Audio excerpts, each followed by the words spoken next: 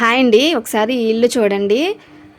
మా ఇంటికి, ఈ ఇంటికి మధ్యలో ఇక్కడ గ్యాప్ ఉంది. అంటే వాళ్ళు చెత్త ఏసుకుంటారు. మేము కనీసం చెత్త ఏది ఎయ్యం. మా అమ్మ అసలు ఊరుకోదు. వాళ్ళైతే పైనుంచి మూడిళ్లల్లో ముగ్గురు పైనంతస్తుల్లోంచి అందరూ కిందకి ఇటే పోస్తారు చెత్త. పోస్తే చూడండి మా ఇళ్లల్లోకి ఎలా పడిందంటే అలా పడింది. ఎంత ఘోరంగా ఊరు నుంచి వచ్చి మా అమ్మ బట్టలన్నీ ఉతికేసిందండి. ఉతికి ఆరేస్తే అసలు గోడల మీద, బట్టల మీద, బ్యాగుల మీద అన్నిటి మీద ఘోరంగా పడి ఇప్పుడు సచ్చినట్టు మళ్ళీ మేము అవన్నీ ఉతకాల్సిందే.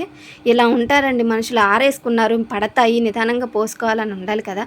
ఇప్పుడు కాదండి ఫస్ట్ టైము.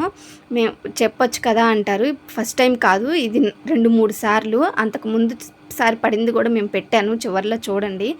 ఇలా ఉంటారండి మనుషులు. మరి జాలి, దయ, కరుణ ఏమి ఉండవా?